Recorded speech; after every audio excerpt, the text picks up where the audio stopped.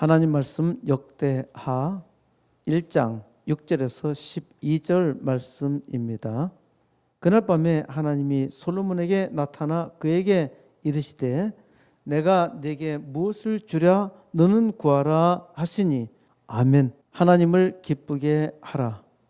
하나님을 기쁘게 하시기 바랍니다. 하나님을 기쁘게 하세요. 하나님을 기쁘게 하는 것이 이 땅에서 복을 받는 유일한 길입니다. 어제 저와 아주 가까운 친구가 로또를 사러 간다고 하더라고요.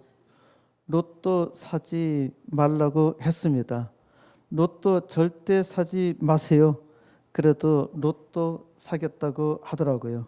샀는지 안 샀는지는 모르겠습니다. 로또는 국민을 상대로 한 사행성 노름입니다. 사행성이란 말은 우연한 이익을 얻고자 요행을 바라거나 노리는 성질을 말합니다. 아주 쉽게 말하자면은 로또는 도박이지요. 도박장에서 슬롯 머신을 당기는 것이나 로또나 별 차이는 없습니다. 사람들이 모여서 재미로 화투를 치면서 거기다가 돈을 걸면은 도박이라 해서 잡아가지요.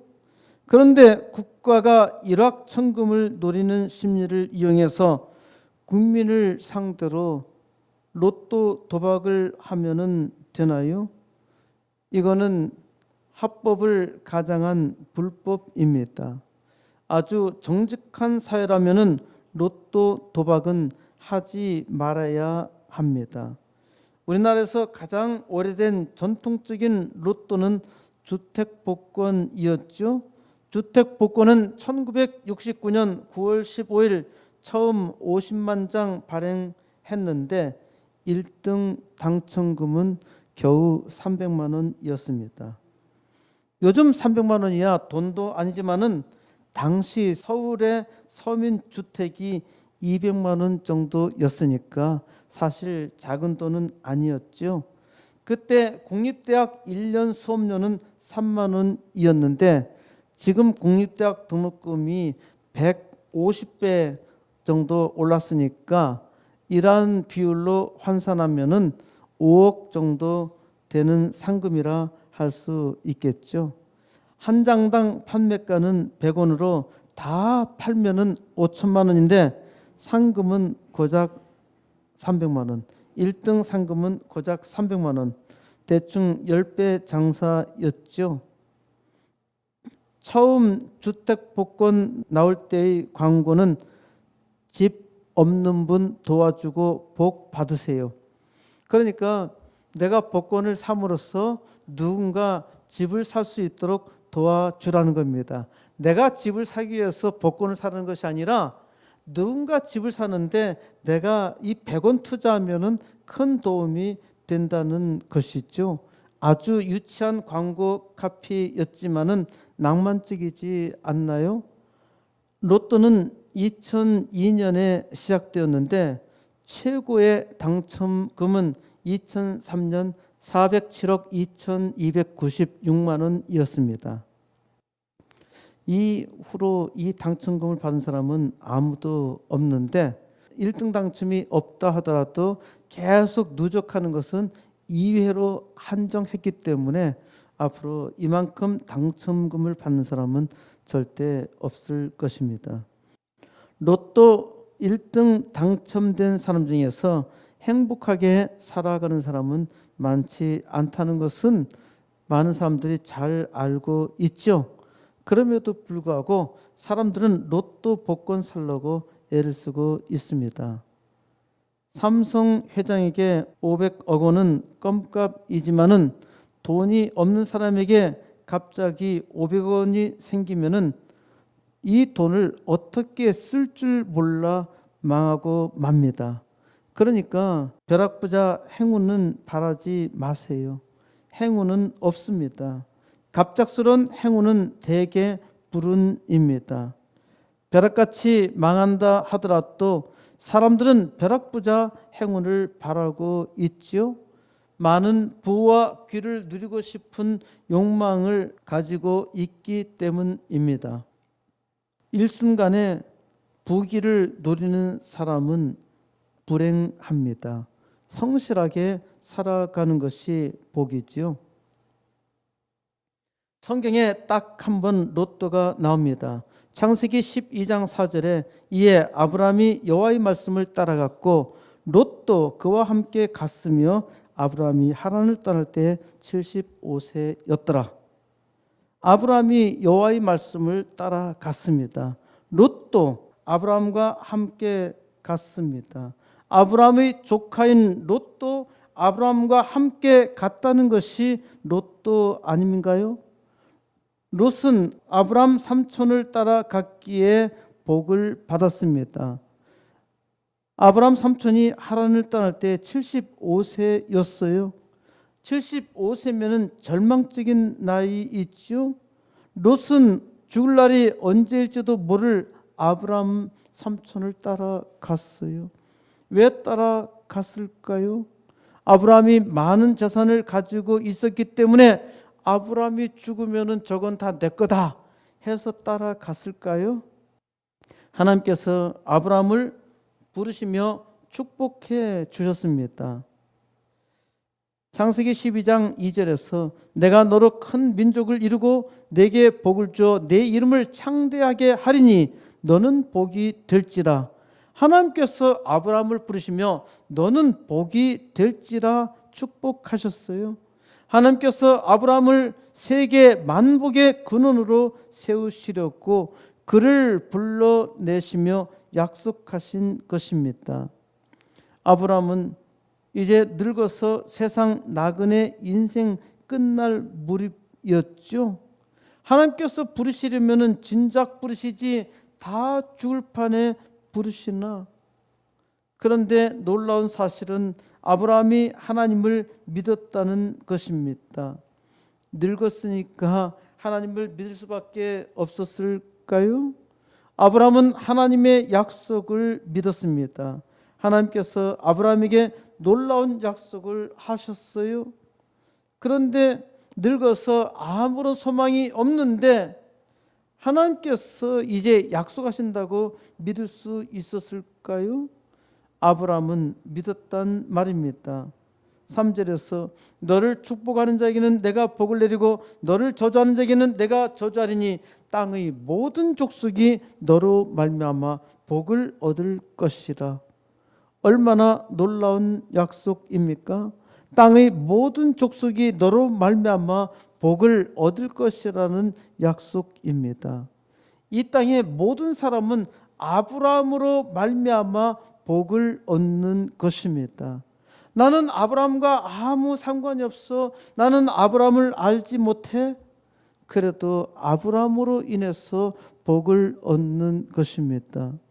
여러분들이 현대나 삼성하고 무슨 상관이 있어요?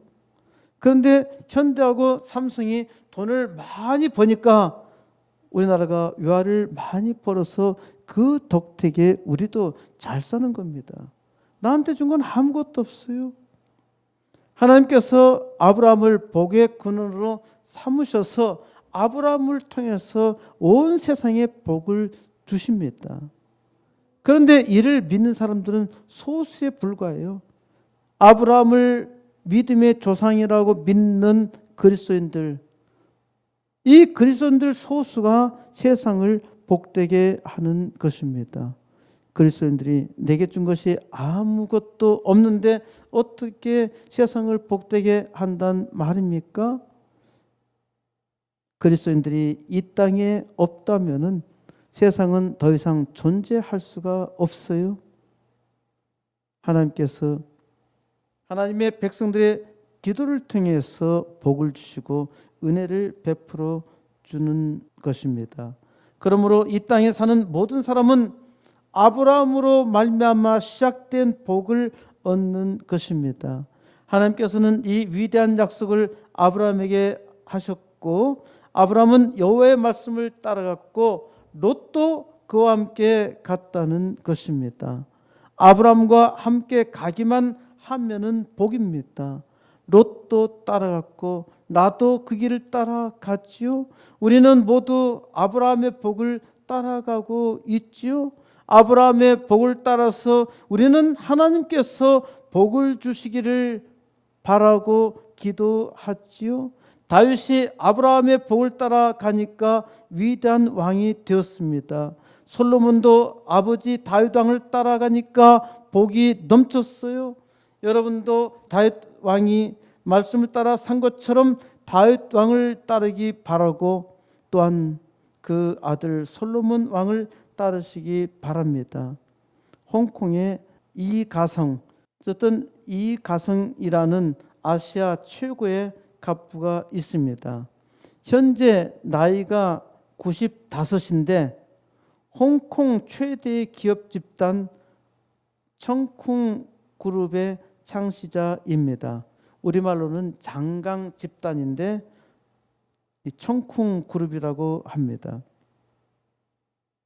홍콩에서 1달러를 쓰면은 5센트는 이가성에게 돌아간다는 말이 있을 정도로 홍콩 경제에 막대한 영향을 미치고 있고, 나아가서 전 세계 중화권 경제와 아시아 경제까지 영향력이 가장 큰 사람입니다.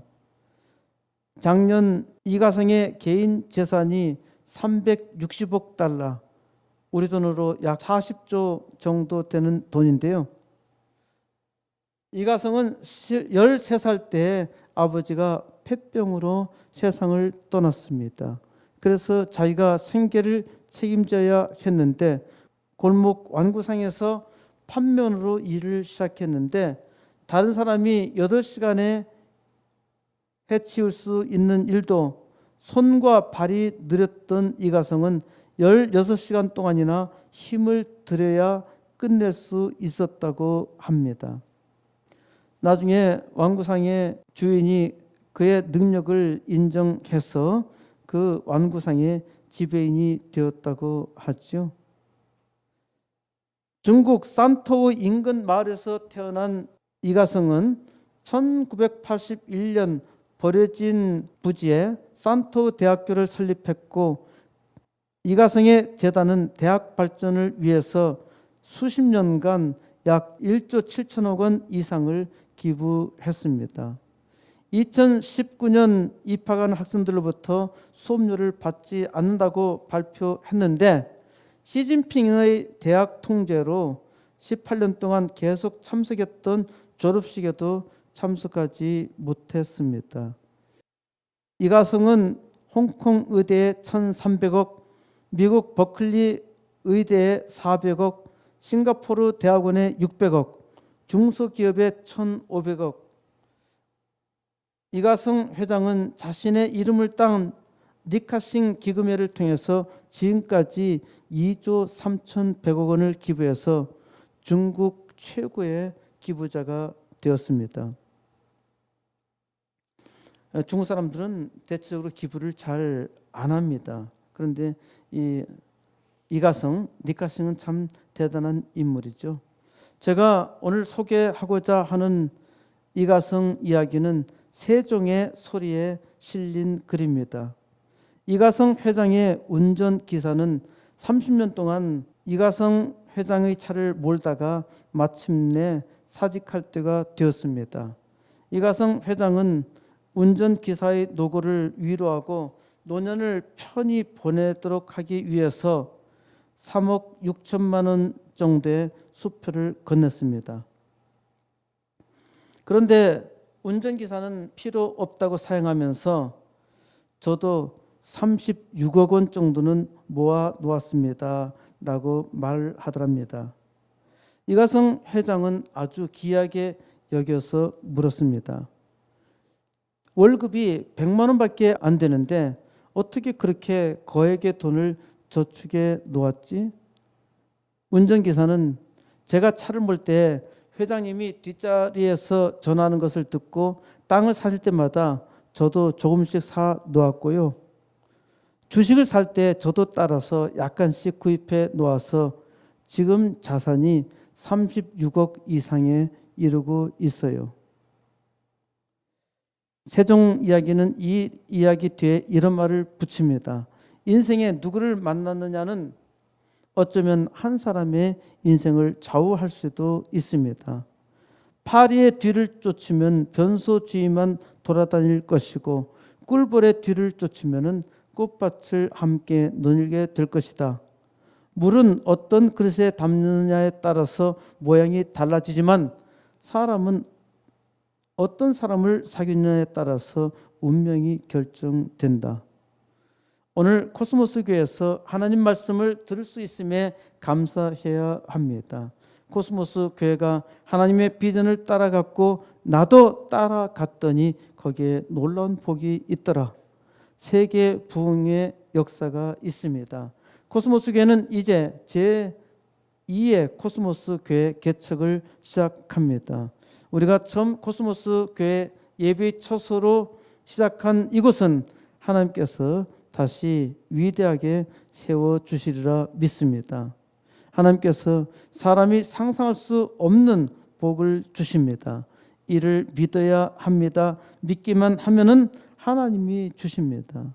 목동 다윗을 이스라엘의 왕으로 위대하게 하나님께서 세우셨고 하나님께서 영원히 그의 이름을 위대하게 하셨는데 바로 다윗을 왕으로 세우신 하나님이 오늘 여러분을 초청하셨습니다. 오늘 하나님께서 다윗의 아들 솔로몬에게 주신 복을 여러분들도 함께 받으시기 바랍니다. 역대하 1장 3절 말씀입니다. 솔로몬이 온 회중과 함께 기브온 산당으로 갔으니 하나님의 회막 곧 여호와의 종 모세가 광야에서 지은 것이 거기에 있음이라. 솔로몬이 왕이 되어서 온 회중과 함께 기브온 산당에 올라갔습니다. 솔로몬 왕이 왜 자기 백성들을 데리고 기브온 산당에 올라갔나요? 하나님의 회막이 거기에 있기 때문입니다. 하나님의 회막이라는 것은 하나님과의 만남의 장소입니다. 미팅 장소예요. 하나님께서 모세로 하여금 회막을 만들게 했지요.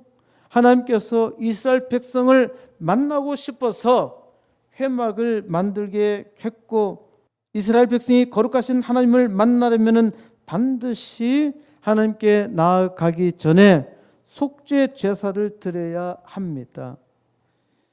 하나님께서 회막 안에 거주하시는 것은 전혀 아닙니다.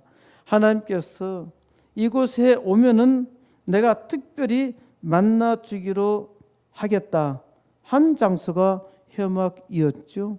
그런데 이 회막에 들어가기 전에 반드시 그 앞에서 속죄 제사를 드려야 합니다. 하나님께 나아가려면은 거룩해야 하기 때문이죠.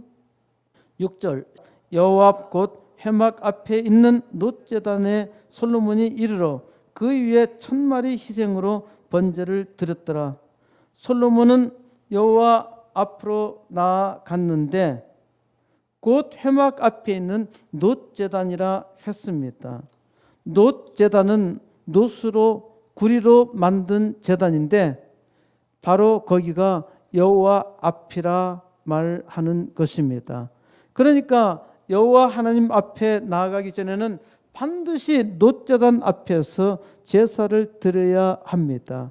그 놋제단에서 속죄 제사를 드려야 죄를 속하는 제사를 드려야 하나님을 만날 수 있습니다. 오늘날에 우리가 하나님께 나아가는 데는 속죄 제사가 없지요. 속죄 제사가 없는 것이 아닙니다. 하나님의 아들 예수 그리스도께서 우리의 죄 대신에 십자가의 죽음으로 내 죄를 대신해서 속죄해 주셨기 때문에 우리는 제사를 드리지 않고 예수 그리스도를 믿음으로 하나님을 만나게 되는 것입니다. 그러므로 우리가 하나님을 만나는 통로는 예배입니다. 예배는 주 예수 그리스도의 이름으로 하나님 앞에 나아가는 것이죠. 하나님께서 주신 은혜를 찬양하고 또 하나님께서 우리와 함께 하신 일에 감사하며 찬송하는 것입니다. 하나님은 예배를 통해서 영광 받으시고 또 우리에게 그 영광을 나타내십니다. 이렇게 함으로써 교회가 세상에 빛을 발하며 또 소금으로 고루 그 맛을 냅니다. 솔로몬 왕이 놋제단에서 1000마리의 희생 제물을 드렸습니다. 한 마리만 드려도 충분한데 무려 1000마리를 드렸습니다. 한 마리를 드리면은 하나님이 안 받으시고 1000마리를 드려야 잘 받는 것이 전혀 아닙니다. 한 마리 드리는 것으로서 속죄 제사는 충분했어요. 그런데 솔로몬 왕은 진정한 마음으로 1000마리를 드렸는데 이것은 큰 감동이 있죠. 1000마리를 드린다는 것이 1000마리의 양이나 소를 그냥 드리는 것이 아닙니다. 한 마리씩 잡아서 각을 뜨고 불에 태워 1000번이나 반복해야 합니다. 이걸 불에 태워서 드리기 때문에 번제라 하고 1000번 드렸기 때문에 1000번제라 하는데 이거 1000번제는 어마어마한 노력이 필요한 작업이지요. 어떤 사람은 1000번제를 1000번 각각 번제를 드려야 한다고 하면서 1000번제를 강조하는데 이는 그럴듯한 거짓말입니다. 한 번에 1000원씩 1000번을 빠지지 않고 드리면은 복이 온다고 말을 하는 사람이 있는데 이는 성경을 심각하게 오해하고 있는 것입니다. 생각해 보세요.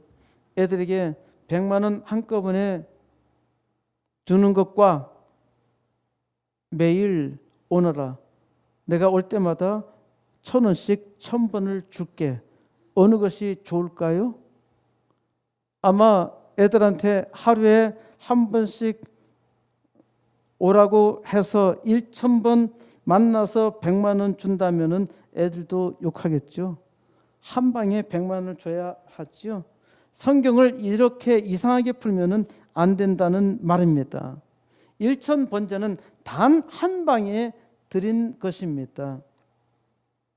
오늘날로 말하자면은 예배를 1000번 드려야 한다는 것이 아닙니다.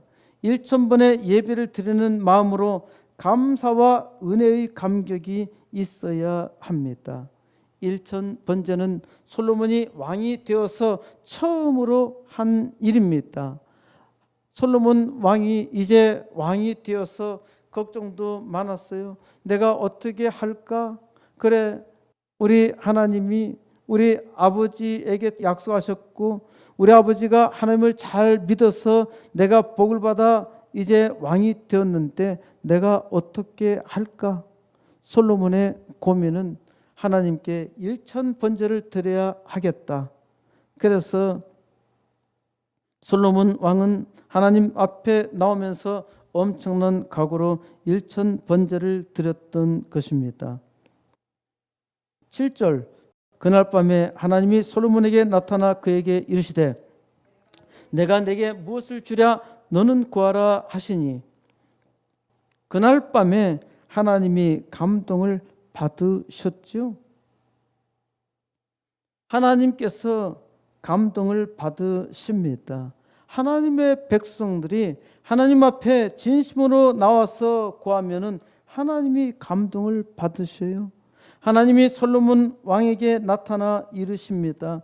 내가 내게 무엇을 주랴 너는 구하라. 얼마나 놀라운 일입니까? 온 우주를 만드신 하나님이 친히 솔로몬 왕에게 나타나셔서 내가 내게 무엇을 주랴 너는 구하라 말씀하신 것입니다. 육신의 부모를 기쁘게 해 보세요.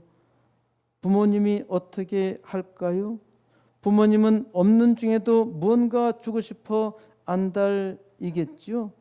물론 사람마다 다르기 때문에 어떤 부모는 전혀 그렇지 않을 수도 있어요. 자식 등쳐먹는 부모도 있으니까 말입니다. 그러나 사람 같으면은 사람 구실하려고 하고, 사람 구실이라고 하는 것은 부모라면은 자식을 위해서 뭔가 해주고 싶어 하지요. 사람을 감동시켜 보세요. 사람도 무언가 해주고 싶어 하지요. 저도 말씀을 준비하면서 참으로 미련한 종이라는 것을 다시금 깨닫습니다. 저 자신도 잘하지 못합니다. 더욱더 사람을 감동시키도록 힘써야 하겠다는 생각을 했습니다. 제가 지금 하나님 나라 부흥을 위해서 거룩한 일을 한다고 믿음으로 기도하고 구하고 있는데, 물건을 팔아서 500억을 만들고 또 1조를 만들고 수많은 돈을 만들려면은 물건을 잘 만드는 것도 중요하지만은 사람을 감동시켜야 한다. 이것이 사실 원리입니다. 제가 인스타그램을 하기로 작정했는데 가장 큰 고민이 인스타그램 메시지 가지고 어떻게 감동으로 연결시킬 수 있을 것인가. 여기에 하나님께서 지혜 주시기를 기도하고 있는 것입니다. 사람을 감동시키기만 해도 엄청난 일을 할 수 있는데, 우주 만물을 만드신 하나님을 감동시키면은 세상에 못할 일이 무엇이 있겠습니까? 이 땅에서 위대한 일을 하려면은 하나님을 기쁘게 하세요. 하나님을 기쁘게 하는 것이 세상에서 복을 받는 유일한 길입니다. 8절 솔로몬이 하나님께 말하되 주께서 전에 큰 은혜를 내 아버지 다윗에게 베푸시고 내가 그를 대신하여 왕이 되게 하셨사오니, 솔로몬은 자기가 왕이 된 연유에 대해서 말합니다. 자기가 왕이 된 것은 자기가 아주 똑똑하고 잘나서 왕이 된 것이 아니라는 말이죠. 하나님께서 자기 아버지 다윗에게 큰 은혜를 베풀어 주셨기 때문에 자기는 아버지의 뒤를 이어서 왕이 되었다는 것입니다. 솔로몬은 자기의 능력으로 왕이 된 것이 아니라 아버지 다윗의 백으로 왕이 된 것이죠. 다윗의 아들 중에 가장 뛰어났던 압살롬은 왕자의 난을 일으켜서 아버지를 쫓아내고 왕이 되었는데 곧 망하고 말았죠. 솔로몬이 자기가 왕이 되겠다 생각해서 왕이 된 것이 아니라 오직 하나님께서 아버지 다윗으로 인하여 자기를 왕으로 세우셨다고 자기의 정체성을 아주 확실하게 말합니다. 하나님을 믿는 자녀가 이 땅에서 잘 되고 살 수 있는 것은 그래도 부모가 하나님의 은혜를 바라며 기도하기 때문입니다. 하나님께서는 누군가를 통해서 기도하게 하셨고 그 기도로 우리가 복을 받는 겁니다. 처음 하나님 앞에 나온 사람은 이걸 잘 몰라요. 누군가가 나를 위해서 기도하고 있다는 사실을 잘 모릅니다.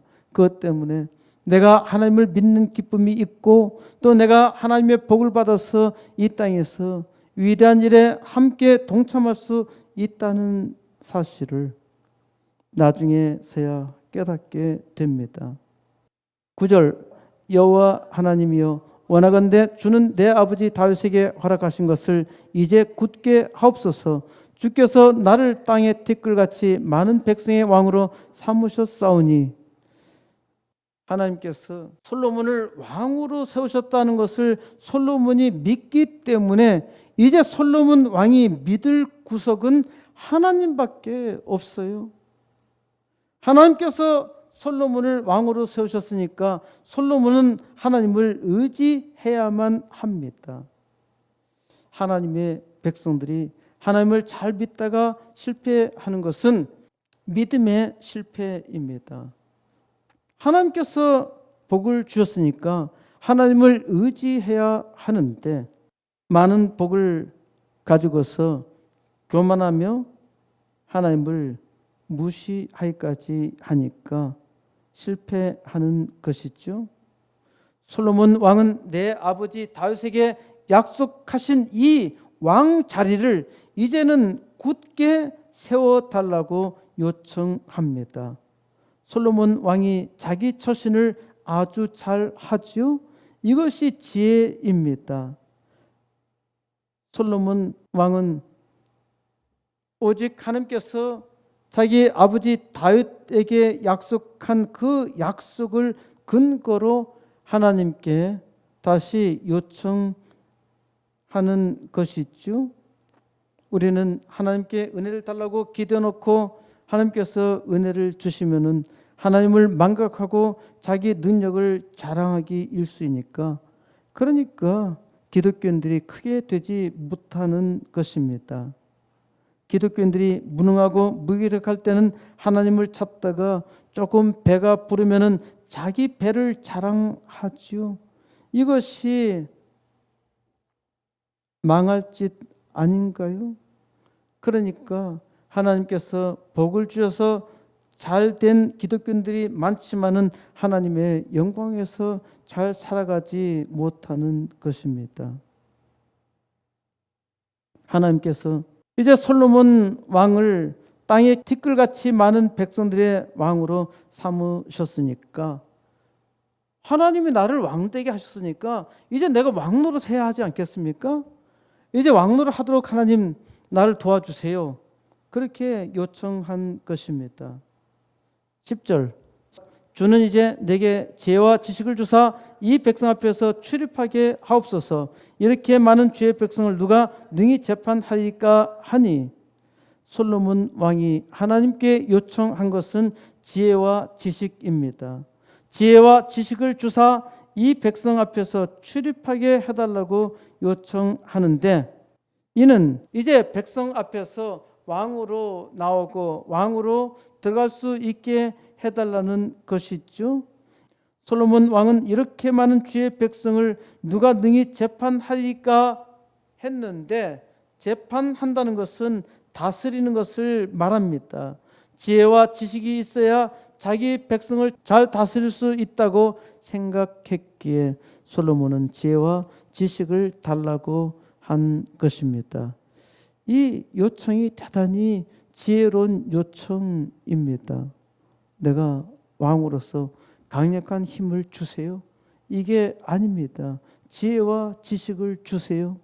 11절, 하나님이 솔로몬에게 이르시되 이런 마음이 내게 있어서 부나 재물이나 영광이나 원수의 생명 멸하기를 구하지 아니하며 장수도 구하지 아니하고 오직 내가 내게 다스리게 한 내 백성을 재판하기 위하여 지혜와 지식을 구하였으니, 하나님은 솔로몬 왕의 요청에 또 놀라셨지요.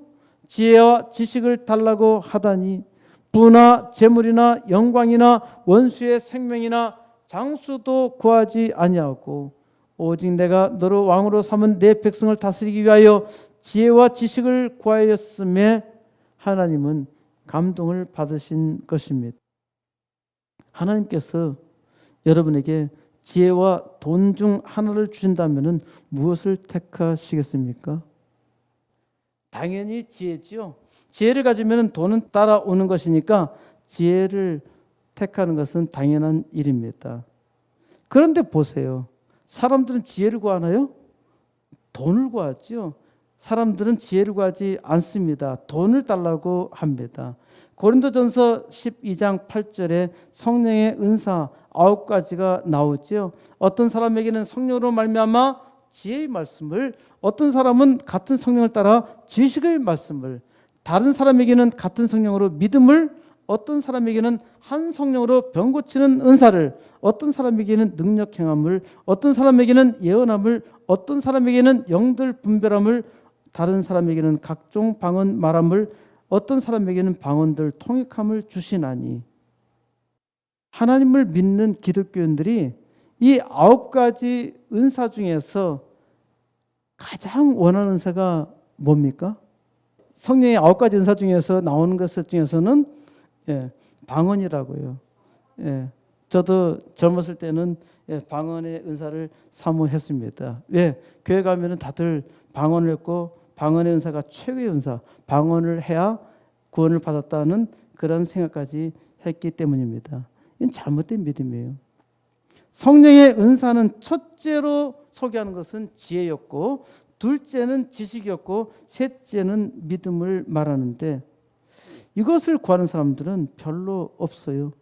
방언의 은사가 가장 인기가 있고, 그 다음이 예언의 은사고, 그 다음이 병고침의 은사고, 그 다음에 능력 행함이 은사고, 지혜와 지식과 믿음을 구한 사람이 없어요. 그러니까 하나님을 믿는 사람이 지혜도 없고 지식도 없고 믿음도 없는 것 아닙니까?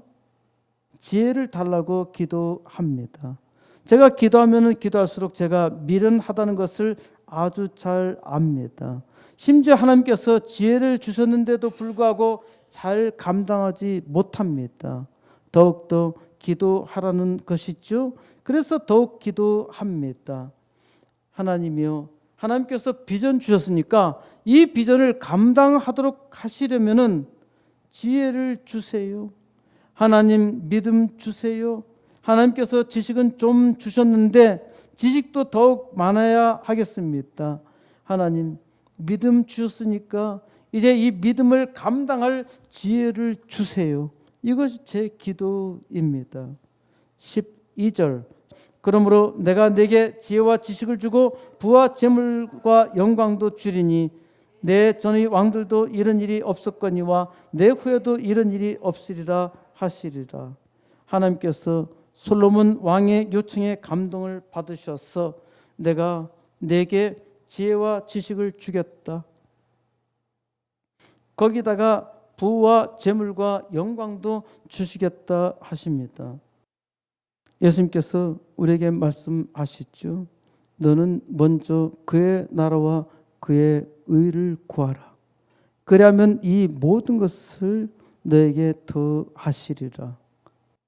예수님께서는 먼저 그의 나라와 그의 의를 구하라 하셨습니다.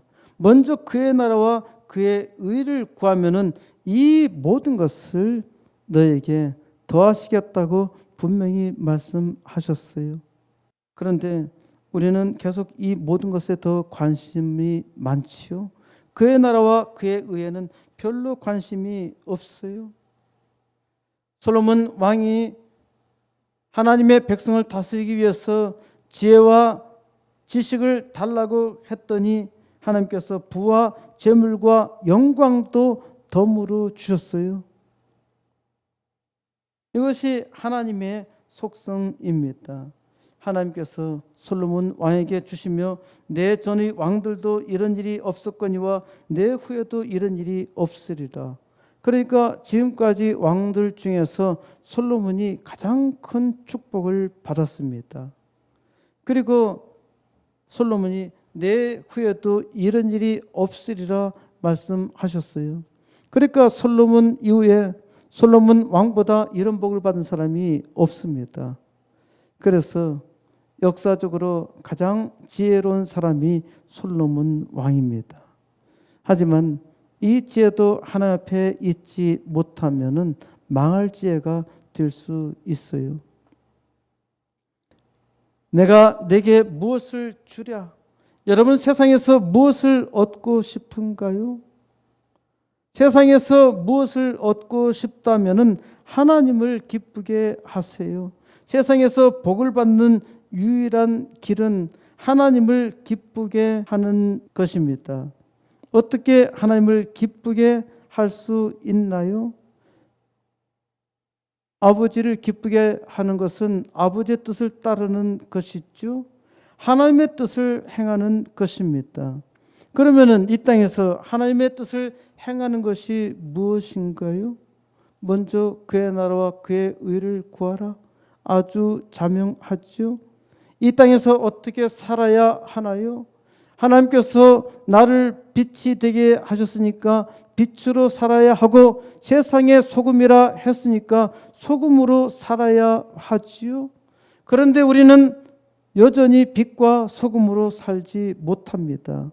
믿음이 없는 까닭 있지요.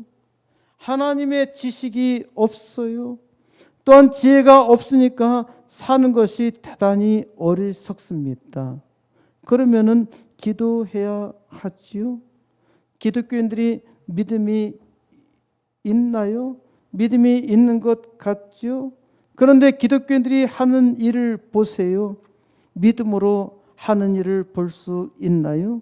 믿음이 없으니까 믿음으로 하지 못하고 믿음으로 살지 못하는 것입니다. 하나님 앞에 믿음으로 살면은 하나님이 기뻐하시고 하나님께서 그 믿음으로 구하는 대로 다 허락해 주십니다. 내가 네게 무엇을 주랴? 하나님께서는 천하의 천박한 나를 택하시고 거룩한 비전 주셨어요. 그러면은 감사해야 하지요. 하나님, 이제 주 예수의 이름을 온 우주에 나타내게 해 주세요. 예수의 이름을 위해서 하나님 앞에 살게 해 주세요.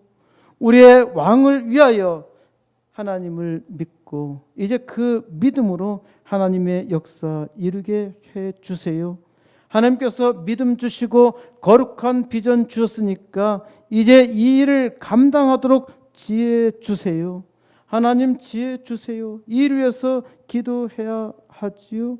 더욱더 담대한 믿음으로 하나님께 구하게 하시고 하나님이여, 하나님께서 이에 필요한 지식을 주세요. 그리고 하나님의 비전을 능히 감당하여 세상을 바꾸며 하나님 영광 나타내도록 하나님의 지혜에 충만하게 해 주세요. 이제 하나님 앞에 믿음으로 구하는 종들에게 지혜와 지식을 하나님께서 주셔서 하나님의 영광 온 우주에 선포하는 역사 이루시기를 우리 주 예수 그리스도의 이름으로 간절히 축원드립니다.